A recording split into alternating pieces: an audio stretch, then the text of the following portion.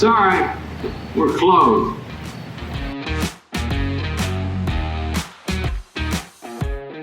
Ladies and gentlemen, boys and girls, welcome back. Episode 54 of Sorry We're Closed.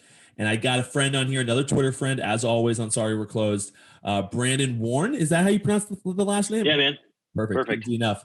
Welcome to the show, man. It's good to have you. I know we've been connected on Twitter for a little while now as a Minnesota guy. But now, I guess for the first time, meeting kind of in person, right? Oh, I covered you here in Minnesota too. I thought you did. So you were in the clubhouse, weren't you? Yeah. So and sorry, I look like a scrub. I haven't done my hair yet today. So yeah, it's definitely that I haven't done my hair, and not because I just actually look like this. Yeah, but no, I covered you in the clubhouse for that stretch, and crazy times, man. I was actually just reminiscing about 2013 with some friends, and those seasons kind of run together. 2013, 14, 15, they all kind of run together because it was a kind of a tough time around here, as I'm sure you remember. Oh, I remember vividly as we were the worst team in baseball that year, which is exciting for a young guy, which is I always found that intriguing on a baseball team because as much as the fans are hating what they're watching, there's so much excitement in the clubhouse because it's usually such a young group that are trying to make their names for themselves in baseball.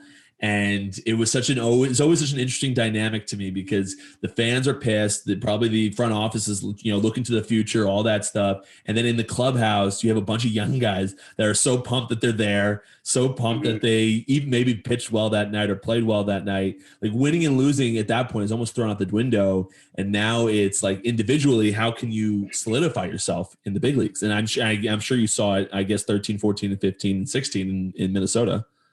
Well, the cool thing too is with all the young guys, you get to kind of grow with them and know them. Like Trevor Plouffe was one of the guys and he's very active on Twitter.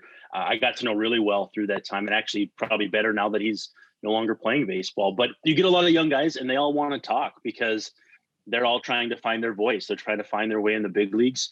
And I developed a really good rapport with backup catchers, believe it or not. Really? So Bobby Wilson and Chris Jimenez and even Mitch Garver a little bit too. I was going to say, Garver was the backup when I was there. And he loves to talk if you get him going because he's so smart. You have to be smart to be a catcher because you have to see the game in a different direction as everybody else. And those guys, especially the guys who've been around a while, Jimenez had played with so many teams, and Bobby Wilson had been kind of that back and forth yo-yo guy. They always have such a unique perspective. And I think it's why those guys become managers, because they see the game from such a wide view and a wide lens. But as far as the young guys, I love talking to them because minor league baseball is so different. And obviously, minor league baseball is so different from the big leagues because you're not only playing with guys, but you're competing with them for spots. And it's such a weird dynamic because I had a podcast with Cole DeVries, who was also kind of an up-down guy. And he was telling me how, like, you get to the playoffs as a minor leaguer and you just want to go home because you're not getting paid and all that stuff. So I love talking to young guys who are just so thrilled to be up making their, $2,700 per day and that sort of thing. It's so fun for me as a guy who does that for work, Yes. No, for sure. And the other thing that's interesting about the minor league baseball playoffs is specifically on teams where, let's say, a team not like the Twins, like that middle ground team who's not really going to use any of the guys coming up from AAA. They're going to be there, they're going to be used, but they're not like in dire needs for them. They're not like maybe a Dodger team or a Padre team who needs bullpen depth on terrible days. They're going to throw the rookies out there because they don't want to waste their good arms. It's like those middle teams, they'll let the 40-man guys stay down in AAA to run for that championship where they're getting paid, let's say $2,700 for the month. If that in the playoffs, you're pretty much getting paid nothing in the playoffs. And then instead of, you're losing out on thousands and thousands of dollars. So this AAA team might be able to win a championship. There's so much bitterness on that team or those 40-man guys because they're losing on so much money. They're losing out on service time, losing out on so much. And there's very few people outside of like the inner workings where it's whether you're a media guy, you're in the clubhouse or whoever, those inner working people outside of that group, no one knows those things. No one understands. And that's why it's exciting for guys to see guys like Doug Bernier get a chance or Jimmy Beresford. I don't know if those guys. I don't remember if they were the years you were around. Jimmy came up the year I was there. I remember that's a life-changing amount of money to just play 1 month in the big leagues. That's 80 or 100 grand or whatever it is, and that's enough money to, whether it's continue the dream for another year or two, because you have to become pretty thrifty and you got to find your apartment if you're a AA, AAA guy, all that stuff. It's so much fun to watch that. I know fans don't care if a guy gets a chance that's 34 years old, but from a human standpoint, that's what I love about the game, is these guys are getting an opportunity that has slipped through their hands for so many years. And those guys who get to AAA and never make it, sometimes those guys have the best stories of like, and maybe not best in terms of like heartwarming, but like that, one guy gets called in the office and they thought it was going to be them. And for me, it makes for good like drama, but also at the same time, your heart aches because these are human beings, man. It's so hard to see guys that so badly want that chance. And then when they get it, they don't even know if it's for a day or two or a week. It's just crazy. Yeah, and I actually had a guy by the name of Anthony Renato on my podcast. He was an LSU guy. Remember Anthony? So we were talking about it. We're talking about how minor leagues are kind of getting dwindled now. There's not as many teams anymore. The draft, I don't know if the draft continues the way it was last year, where it was only like 5 rounds. Yeah, we don't know yet. That's okay. So it's hard to grasp. We don't know yet. Yeah, it's hard to grasp what these changes might be.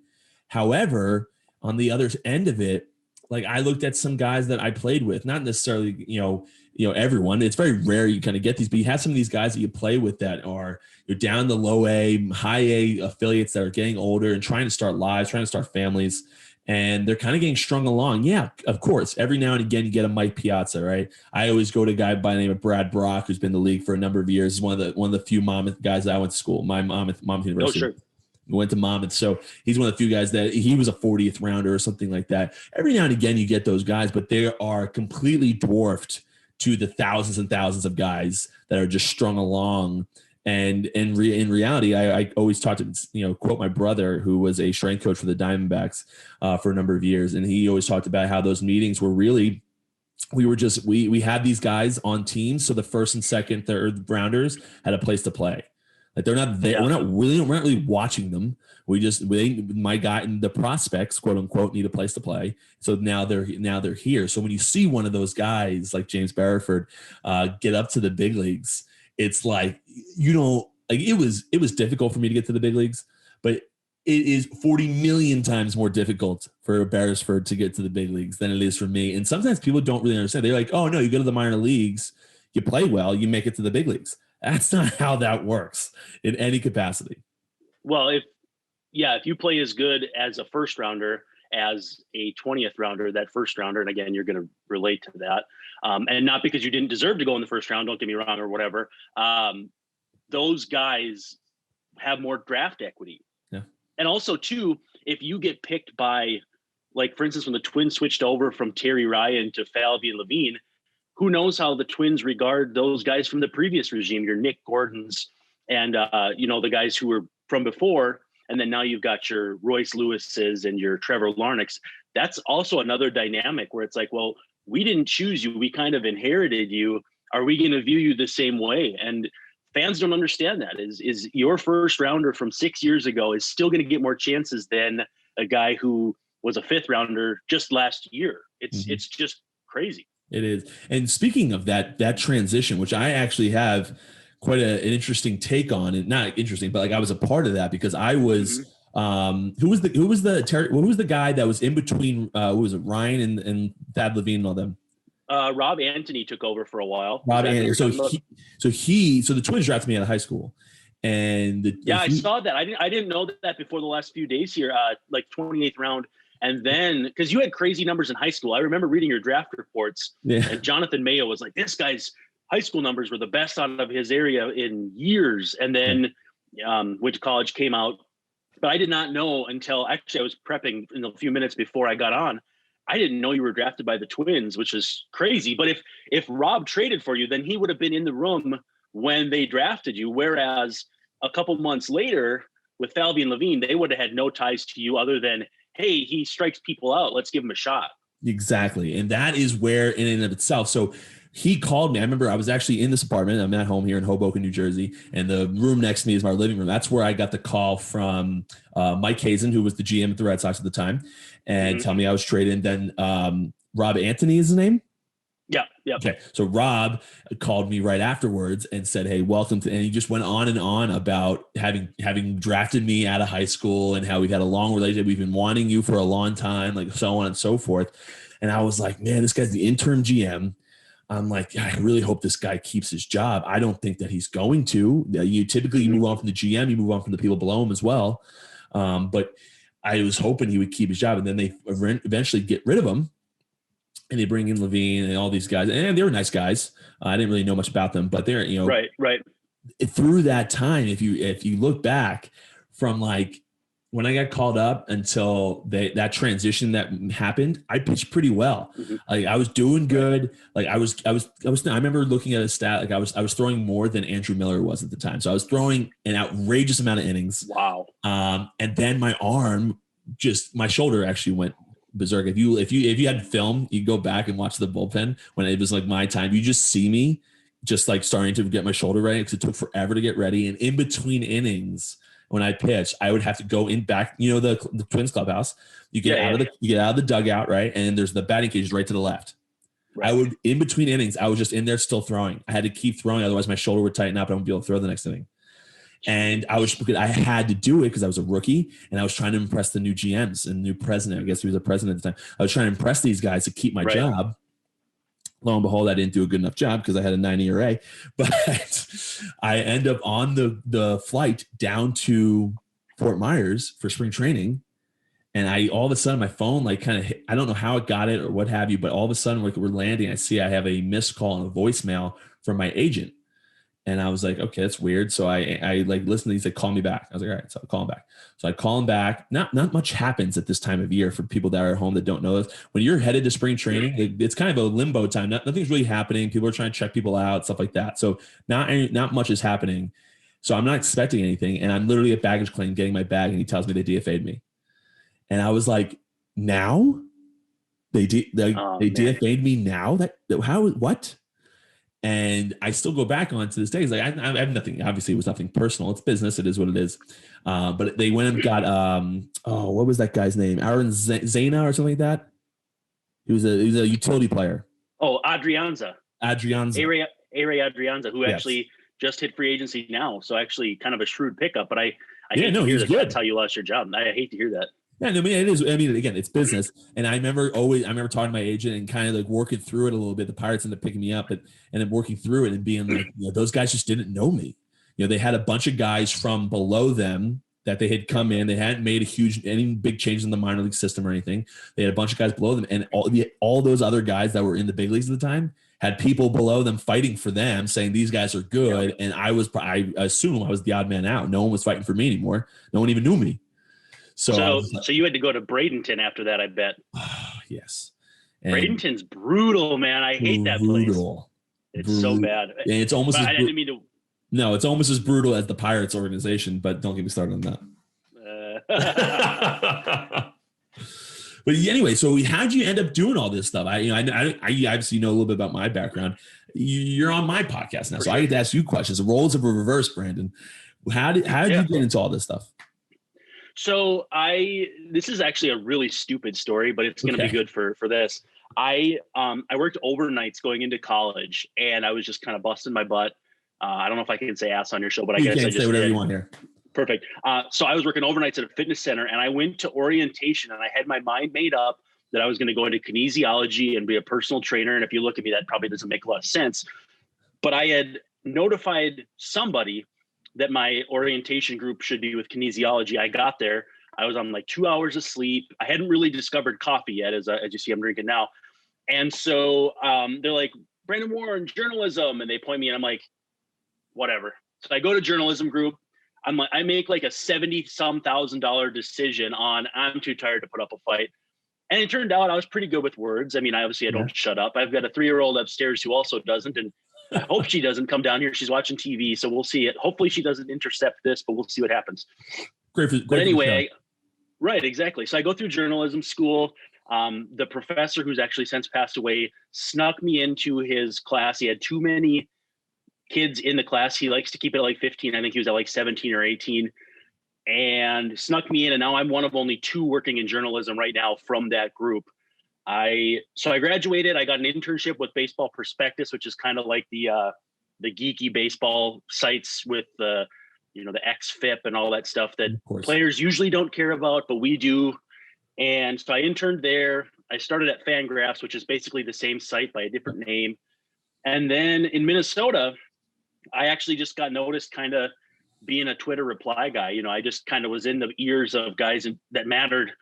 Joe Christensen and Lavelle, I'm sure you remember, and just different guys, and just kind of built my rapport from there. And when the ESPN affiliate switched things around, the guy who was covering the team, his show moved to drive time and he couldn't cover the games anymore. And I was like, wow, I think I'd like to have that job. And like 2 days later, there was an email for me saying, hey, do you want to do this job? And I was like, it was just a total random thing. And so they're like, we'll give you a month to try it out and see how you do. And at the end of the month, I was like, well, am I doing okay? And they're like, yeah, dude, you're doing good. And so I did that first year. I covered all 81 games of the 2013 Twins, which was like Vance Worley and Justin Verlander was the opening day, 35 degrees, 20-mile-an-hour winds. The Tigers were stacked, Verlander, and that was the top of it. They had all these crazy pitchers, and Twins never had a chance. So I covered all 81 games that year, and then they let me go because of budget cuts. And then I had to fight again. So then I was with Zone Coverage. That's the place where I was with when I met you. And then the pandemic hit, and then I lost that job. And so now I'm doing this thing called Access Twins on Substack, which is like basically a single person hustle trying to figure things out for myself with the podcast and the writing and stuff. But luckily, through all this, I've built enough of an audience that I've made some money and people want to read my stuff. So literally, though, I started the journalism path because I forgot to tell the right people that I didn't want to do journalism anymore. And here we are. Like, for every 100 people that want to do this job, I would say probably one get to, and I was that 100th person. That is, you hear a lot of stories in this world, especially in the media world. You're on Twitter all the time. You're on Instagram all the time. Everyone's sending you. I know. I'm sure you get inundated with DMs too, talking. Can you do this? Can you do that? Oh, we do this? We do that? All this stuff. I don't know if I've ever heard someone getting into a profession because they forgot to do something. I accidentally fell into it. Yeah, man. It's like I don't know. It's like guys having to choose between baseball and football and picking the right one just randomly, or picking the wrong one, but it works out. I don't know. I was always curious. My parents never let me play football. The whole brain stuff. So I'm still always. Yeah. I'll still always be curious if I would have been a good quarterback. I was a little bit 3/4 guy. I'd have to be like a Big Ben. I'm not. But you're tall enough. You're like your size. See, if you're like Doug Flutie, you can't be 3/4. That stuff gets knocked down all day long. Correct. But with your man, I think you missed your boat. But you maybe have some years left of eligibility. I suppose, right? Listen, I just finished college, but but listen, this arm is still good. I just can't throw a strike anymore. So maybe with football, I'll be able to do a little better. What do you mean by anymore? I don't think you threw strikes. I'm just kidding. I'm so kidding. Podcast over. This is done. I only kid because I see how like Carabas treats you and all that. Like, I would only kid like that because I see it and because I think I have enough equity. Although, let's be honest, I would dream to have one day in the big leagues because that, you get to be on video games, you get to be on baseball cards. It's got to be just the coolest thing ever. Yes, it is. And like I said, man, when I was done playing, man, I talk about Jared, like, I'm one of the people that like kind of views it the same way you did. Like, I'm not like a player. I never got to the level in my view. Well, still, I guess in my view, that you get to that point where you're like, now you're a little cynical about your career. Of course, I have my little, if I could only just do this, I just did this, maybe I'd still be playing, like all that stuff. But I'm still that same regular person who wasn't in the big leagues. That's like, I got the pitch against Miguel Cabrera. That's amazing. Like, did I hear you struck Mike Trout out? Oh, yeah. I think I feel like that comes up every once in a while. Every I don't, I try to keep it in the background. I really try not to talk about it too much, but every now and again people ask me, and keep it in the back pocket and just pull it out. Hey, listen, I do TikTok now. Do you do TikTok? No, I'm too old for that. I'll be 35 next month. That's not too old. Jared just joined TikTok. He's like 32. You're fine. Now I'm on TikTok now, and so now my new TikTok series. Everyone does TikTok series. So now my new TikTok series is I go in to my stats and I find specific players who are really good that I did really well against, and I do like a little video about it. I pitched amazing against good players. I pitched horrible against everyone else. I don't know how. Did you ever get to face like Joe Mauer or anything? I mean, obviously. No, I never pitched against the Twins. That would have been fun, though. Wouldn't it have been face Joe Mauer? Wouldn't you have loved to do that? Oh, of course I would have loved to do that. It's unbelievable. The guy's the one Joe Mauer story I have for you. I love Joe Mauer stories. I love Joe Mauer stories. Oh, because he's the best person of all time.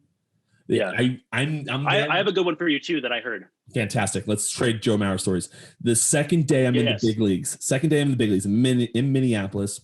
First, obviously, I talk a considerable amount, but when I'm new, I don't say a word. I just kind of keep to myself. I put my headphones on. Like I'll introduce myself. I'm gonna be polite to people, but I'm not going to go. I don't want to create waves. I prefer you not to even know I'm there. Like I'm just going to come. I'm hopefully do a good job when I'm out in the mound, and then we can familiarize myself with everyone. Second day, I haven't spoken to Joe yet. Second day, obviously, but for everyone else's reference, Joe Mauer was someone I looked up to as a kid. So it shows you how long that guy's career was. Me too, and I'm 35, man. Exactly. So obviously I want to meet him. I've already met Trevor. Like Trevor was one of the big names at that time. Kurt Suzuki was on the team. So we had some notable people, but no one like Joe Mauer. Right. And so I'm sitting there, I'm like, I can't wait. I want to meet the guy, but I'm not going to go over to him. Like, are you kidding me? So all of a sudden, I just happen to be in the bathroom while he's in the bathroom. And I'm like, someone's like in the stall or whatever, don't know who it is. So I'm like peeing or whatever. And then I go and I start washing my hands, and Joe Mauer pops out of the stall and was like, "Pat, what's up, man?" I'm like, didn't realize who it was at first. And I'm like turning around, expecting it to be like one of my buddies that I know on the team, like JT, like Shaggy, like JT Charwa or one of those guys. And I turn Shagwa, I don't know. Yeah, Shagwa, whatever. Yeah, I call him Shaggy, but I turn around and it's Joe Mauer. I was like, "Oh, hey Joe, how are you, man?" Like completely caught off guard. And he's like asking me how my night was, like how was everything in town, like all of like very in-depth conversation. And I'm so caught off guard that Joe Mauer is I was gonna have a very normal, polite, like, "Hey, how are you? Yes, good, thank you, nice to meet you," and move on conversation. This guy's going in depth about the night previous and how I was settling into the city. Unbelievable person. Now your turn. So Cole DeVries told me that they were in Detroit, and Cole was with the team like 2013, 14. So Joe was way into his mega deal at this point. Like he was about halfway through. So he had money upon money upon money. Like he made a bunch of money pre-arb and all that, but he had like, multiple generations set up for life money. And they're like, Joe, you got to buy a Bentley, or I think it's a Bentley in Detroit. I'm not sure. Like one of the crazy ones. And he's like, oh, I don't know. He's like hemming and hawing about if he could afford it and stuff. And they're like, Joe, we could tip you upside down and shake your ankles, and enough money to buy a Bentley would come out. And he's super modest, like, oh no. And like, it was too flashy for Joe. He couldn't do it. And that to me was like, from what we get to see from Joe, and he wasn't a big guy for like talking to the media, mostly not because he didn't like what wasn't around. Like sometimes he wouldn't be around. He just didn't have much to say. Like he was a pretty vanilla guy. Like you could get a quote from him, but it wouldn't mean anything. Like Torrey Hunter, on the other hand, he's going to fill your notebook up. Yeah. And Glenn Perkins and those kind of guys. But yeah, just like so understated. And he's like, a Bentley's too flashy. I'm not sure I can afford a Bentley. It's like, dude, come on. Dude. And that is like so true to Joe Mauer. Like if you told me that he went and bought the Bentley, I'd be like, no, he didn't. Maybe did he buy it for someone else to be nice? There's no way he bought this for himself, because that is just not what Joe Mauer does. The other story I have, and this is a quick one, we're having the team party. So you have like a team party like a little thing. The owner, I forget the owner's name, but Bolad. okay, yeah. So he take you out to dinner, and you get to you go with all the players, all the wives, all that stuff, and you sit down, you eat, and then a lot of the players will go to the bar afterwards. Like there's typically a bar that they like rent out for us, because you have the one at the time, like a guy like Joe Mauer, who would get swarmed at a bar that had people in it. So we had Joe. Yeah. I remember Joe Mauer, Phil Hughes. I think Irvin Santana was there. Love that guy. Yeah. So a lot of great people there. And I'm the young guy. I'm 26 at the time, I think. And I'm in there, whatever. And one of my games back when I was growing up, might be the same for you, same age, pretty much the same age, was NBA Hang Time on N64. So like the next version of like NBA after Jam? NBA Jam. Yeah. So there are two things. So we're at this barcade or whatever in Minneapolis. I don't know what it is or what it's called, but the NBA Jam game is there playing, and I'm over there, like I'm just kind of hanging out, talking to some people, and Joe asked me to be on his team to play NBA Jam. It's like a 2v2 thing. I don't remember who we were playing. I had no clue who we were playing, but the thing was in my head while I was playing is that I am currently playing NBA Hang Time with Joe Mauer. What world am I living in? So then now I'm drunk at this point, having the best time of my life. Like I am hanging out with, in my view, a Hall of Famer. Like I am doing great. And so like, if you know anything about me, I like to take shots. So somehow we get shots, we get a round of shots going, and Joe agrees. And we have the shots. I think Phil Hughes was there at this time. He had the shots like all brought over, and he agrees, whatever. And then he goes to me, he goes, Pat, I'm not taking this. You're going to take this for me. And it was like straight tequila. And so we rip it, and then he hands me his, and I rip his. And I'm just like, now I'm taking shots for Joe Mauer. This is like the best day of my life. And it was like, it went on, and I probably got too drunk later. But it was like a little kid gets to live out his dream. And in his head, Joe has no clue, but in my head, I was the little kid again, having a great time. And it was my time in Minnesota was a lot of fun. I got to tell you. Everybody will want to ask, how good was Joe at NBA Hang Time? Because I feel like he's the kind of guy where like you put him on skates and he's skating circles around everyone. You put him on the golf course and he's like hitting putts from 20 yards out. I feel like he's like natural at everything he tries. So you're either going to blow my mind by saying he was just horrible at NBA Hang Time, or else he's cleaning up on guys. There's no in between. There can't be in between. Okay, so I'm pretty sure we lost the game. Oh, no. However, you have to remember, Joe Mauer's partner was drunk, which was me. Well, so I think if I remember correctly, he was good at the game. Like he wasn't like a stud, but he was good at the game. But he had a drunk partner who really only cared about taking shots, and probably brought him down with. And not shots on the court. No, nothing to do with the game. Yeah. Wrong kind of shots to be taken right at that time. Well, I'd say they were still the right kind of shots. You just were taking one shots over the other. Yes, exactly. So now let me ask you a little bit about Minneapolis. Do you live in Minneapolis?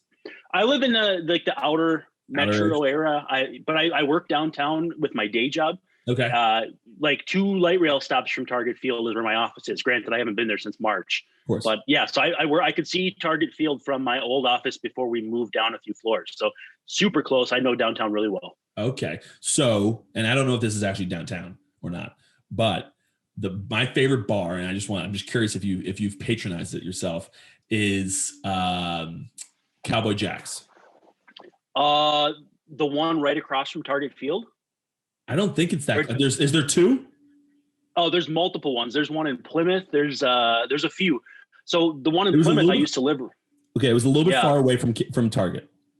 Yeah, because I lived very near the one that was in Plymouth. And I think there was one in Maple Grove. And then there was one literally like you walked out center field and it was right there. So you probably took an unnecessary ride, but I've heard a lot about it. I've only been to the metro ones, which I understand, or the suburb ones, which I understand are kind of like a diet version or a watered down version. Like the wildest those get is like they throw peanut shells on the floor because Plymouth is kind of like a fancy suburb that kind of, that's where Phil Hughes lived, if that tells you anything.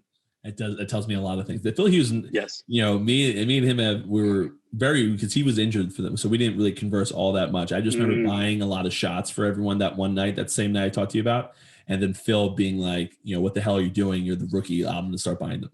Yeah, you're buying the shots for the guy that just signed a 3-year deal worth like $60 million. I know. I'm over there making nothing. Well, nothing comparatively speaking to these people. Yeah. I'm making good money. Like he makes what you make every start.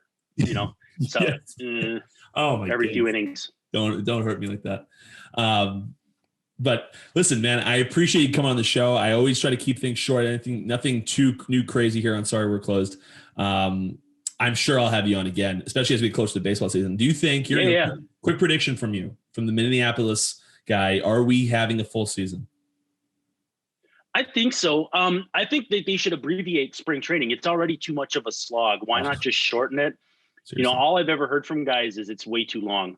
You get in, you get your 40, 30 plate appearances, your 8 or 10 innings on the mound. I say shorten it. Take the advantage of shortening it now and play all 162, because 60 games wasn't enough. Not even close. Not even close. The Marlins were in it last year, although the Marlins are a better team than I admit. But still, the Marlins were in it last year in a 162 game season. They are not competing for a playoff spot, not in my book at least. No. So that would be great as a pitcher even. And pitchers typically, you talk about why spring training is as long as it is. They always mention it for the pitchers because they need more time to build up. We don't need nearly as much time as they say we need. And we could definitely shorten this to at least, I remember getting down to spring training for the Red Sox the day after Super Bowl. And cheapers. 2 months spring training. And it's like, it's a whole thing. It's the whole season. At least it's a weather upgrade from New Jersey to Florida. There is that.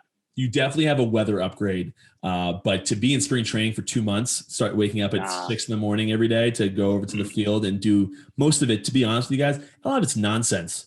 Throwing the ball to first base. Why am I doing this? You're wasting my time. Let me come work on pitching. We'll do a couple. Maybe we'll clean up a little bit, do a little good stuff, and then we'll get the hell out of there. Why are we doing all this crap? But they got to go to the beach. Yeah, exactly. Go to the beach and go play golf. Golf, that's my baby. I used to love that in spring training. But again, thank you so much for coming on, man. I look forward to hopefully getting another invitation, even though I forgot to answer your DM, to your podcast. I would love to do it. Really did enjoy my time in Minnesota. And it has a special place in my heart because it is the place I spent the most of my time in the big leagues. Even though they DFA'd me on the plane ride down the spring training. Can't win them all. I'm sorry. It's okay. All right, guys. Until next time, I appreciate it. I'll see you guys soon. Have a great weekend. Thank you so much for listening to the Sorry We're Closed podcast. Go subscribe to our email chain over at thepatlight.com and follow us on all social media. Until next time, guys, I'll see you at the bar.